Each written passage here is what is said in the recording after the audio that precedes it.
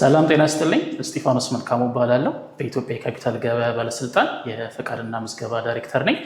ዛሬ ስለ ካፒታል ገበያ አገልግሎት ሰጪዎች፣ ስለ ፈቃድ አሰጣጥ ሂደቱ፣ በተለይም ደግሞ ስለ ኢንቨስትመንት አማካሪዎች አንዳንድ ጉዳዮች ላይ እናወራለን። መልካም ቆይታ።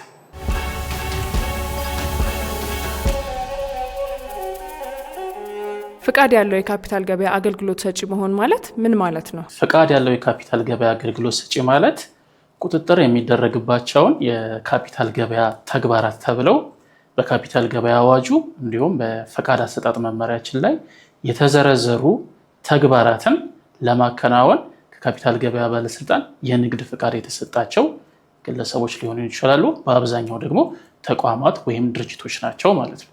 የኢንቨስትመንት አማካሪ የሚያከናውነው ተግባር ምንድን ነው?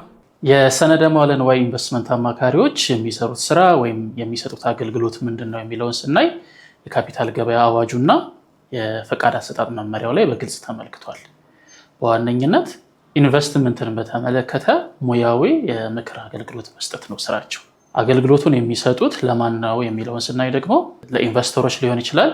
እንዲሁም ደግሞ የካፒታል ገበያው ላይ ካፒታል ሬዝ ማድረግ ለሚፈልጉ ኢሹር ብለን ለምንጠራቸው ወይም ሰነድ አውጪ ለምንላቸው ኩባንያዎች ወይም ሌሎች ተቋማት ሊሆን ይችላል ማለት ነው። ለኢንቨስተሮች የሚሰጡትን አገልግሎት በምናይበት ጊዜ እንግዲህ ኢንቨስተሮች ያላቸውን ገንዘብ ያላቸውን ካፒታል በምን መልኩ ኢንቨስት ማድረግ ይኖርባቸዋል፣ የትኛው ኩባንያ ላይ የትኛው ሰነደ መዋዕለ ንዋይ ላይ ቢገዙ ለኢንቨስተሩ ለእያንዳንዱ ኢንቨስተር እንዳለበት ሁኔታ እንደየገቢ ሁኔታ ሊሆን ይችላል፣ እንደ ስጋት የመውሰድ ፍላጎቱ ደረጃ ሊሆን ይችላል።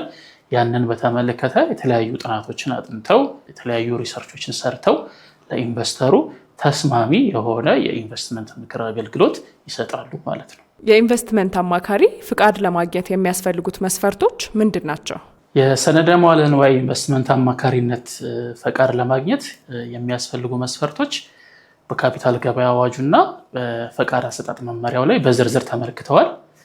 ዋና ዋናዎችን ለመጥቀስ ያህል የመጀመሪያው የንግድ ምዝገባ ሰርቲፊኬት ማግኘት ነው። ይህም ማለት የንግድ ምዝገባን እንዲያከናውኑ ስልጣን በተሰጣቸው የሌሎች የመንግስት ተቋማት አማካኝነት የንግድ ምዝገባቸውን አድርገው በአግባቡ እንደ ነጋዴ እንደ ድርጅት ተቋቁመው እና ተመዝግበው የምዝገባ ሰርቲፊኬቱን ማቅረብ ይኖርባቸዋል ማለት ነው። ሁለተኛው መመዘኛ ወይም መስፈርት ደግሞ የካፒታል የምንለው ምን ያህል ካፒታል ማሟላት አለበት ኢንቨስትመንት አማካሪ ፈቃድ ለማግኘት የሚለው በካፒታል ገበያ አገልግሎት ሰጪዎች የፈቃድ አሰጣጥና ቁጥጥር መመሪያው ላይ በግልጽ ተመልክቷል።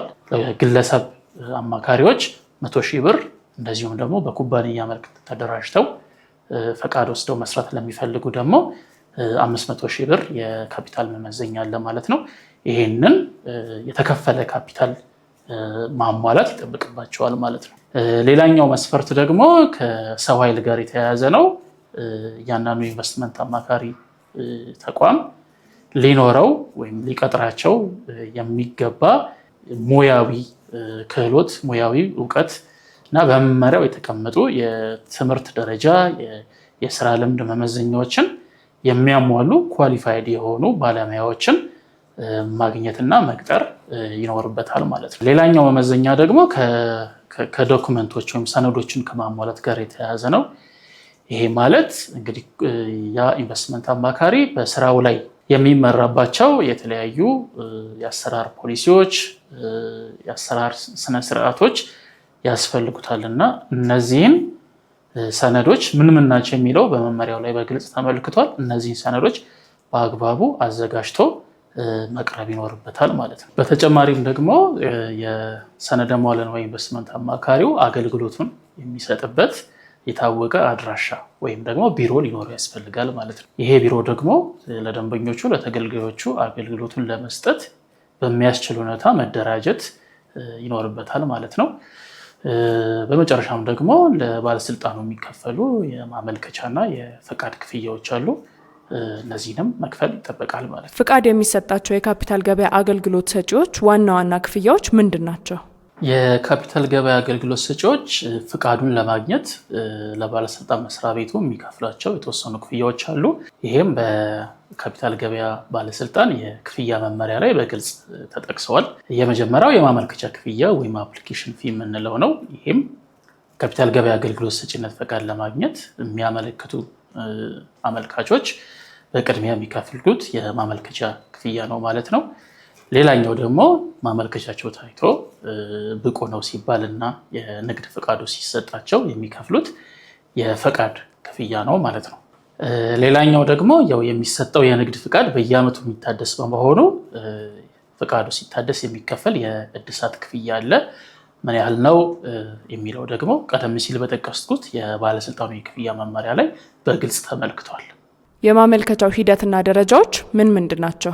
የፈቃድ አሰጣጥ ሂደቱ እንግዲህ የሚያልፍባቸው የተወሰኑ ደረጃዎች አሉ። የመጀመሪያው አመልካቹ የሚያቀርባቸውን ሰነዶች ወይም ዶክመንቶች መገምገም ማየት ይሆናል ማለት ነው። ዶክመንቶቹ ከተገመገሙ በኋላ ደግሞ አስተያየት ይሰጣል። ባለስልጣን መስሪያ ቤቱ እንዲመለስለት የሚፈልጋቸው ጥያቄዎች፣ እንዲብራሩለት የሚፈልጋቸው ጉዳዮች ላይ አስተያየት ይሰጣል።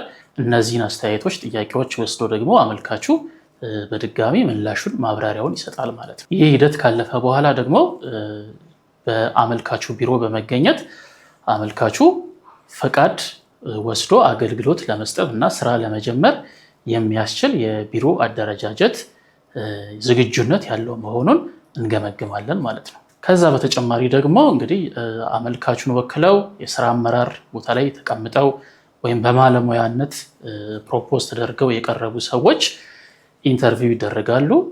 እንዲሁም ደግሞ ፈተና እንዲወስዱ ይደረጋል ማለት ነው። ስለዚህ ይሄን ሲያልፉ ድርጅቱን ወክለው ስራውን መስራት እንዲጀምሩ ፈቃድ ይሰጣቸዋል ማለት ነው። ከዛ በተጨማሪ ደግሞ በአንዳንድ የአገልግሎት አሰጣጥ ወይም በአንዳንድ የአገልግሎት አይነቶች ላይ ባለሙያዎቹ ወይም ደግሞ የስራ አመራሮቹ ቀርበው ለባለስልጣን መስሪያ ቤቱ በአካል ቀርበው ማብራሪያዎችን እንዲሰጡ ፕሬዘንቴሽን እንዲያቀርቡ ይደረግና ለሚቀርቡላቸው ጥያቄዎች መልስ እንዲሰጡ ማብራሪያዎችን እንዲያቀርቡ ይደረጋል ማለት ነው። የፈቃድ አሰጣጥ ሂደቱ የሚያልፍባቸው ዋና ዋና ሂደቶች እንግዲህ ይህን ይመስላሉ። ለደንበኞቹና ለተቆጣጣሪው አካል ቀጣይነት ያላቸው ኃላፊነቶች ምንድን ናቸው? የሰነደ መዋዕለ ንዋይ ኢንቨስትመንት አማካሪዎች ፈቃድ ከተሰጣቸው ከወሰዱ በኋላ የሚጠበቅባቸው ግዴታዎች ወይም ኃላፊነቶች ይኖራሉ። እነዚህም በሁለት መልኩ ልናያቸው እንችላለን። አንደኛው ለደንበኞቻቸው የሚኖራቸው ኃላፊነቶች ይኖራሉ። ሌላኛው ደግሞ ለባለስልጣን መስሪያ ቤቱ የሚኖርባቸው ኃላፊነቶች ይኖራሉ ማለት ነው። እንግዲህ ለደንበኞች የሚኖርባቸውን ኃላፊነት ስናይ እንግዲህ የሚሰጧቸውን አገልግሎቶች በአግባቡ በአዋጁ በመመሪያው የተቀመጡ ግዴታዎችን፣ ኃላፊነቶችን በሚወጣ መልኩ ለደንበኞቻቸው የተሻለውን ጥቅም ወይም to the best interest of their clients መስራት ይጠበቅባቸዋል ማለት ነው። ለባለስልጣን መስሪያ ቤቱ የሚኖርባቸውን ኃላፊነቶች ስናይ ደግሞ በዋነኝነት ፈቃዱን ለማግኘት ያሟላቸውን መመዘኛዎች ጠብቆ መቆየት ይጠበቅባቸዋል ማለት ነው። የመጀመሪያው ከካፒታል አንጻር ነው። ካፒታላቸውን ሁልጊዜም ጠብቀው ማቆየት ይኖርባቸዋል። ሌላኛው ግዴታቸው ወይም ኃላፊነታቸው ደግሞ ስራቸውን በተመለከተ ፋይናንሳቸውን በተመለከተ በየጊዜው ሪፖርት ለባለስልጣኑ ማቅረብ ይጠበቅባቸዋል ማለት ነው። ሌላኛው ደግሞ ያው ፈቃዳቸው የሚሰጣቸው ፈቃድ በየዓመቱ የሚታደስ እንደመሆኑ መጠን ወቅቱን ጠብቀው የተሰጣቸውን ፈቃድ ማሳደስ ይጠበቅባቸዋል ማለት ነው። እስካሁን በነበረን ቆይታ ጥሩ መረጃዎችን እንዳገኛችሁ አምናለሁ። ለነበረን ቆይታ አመሰግናለሁ።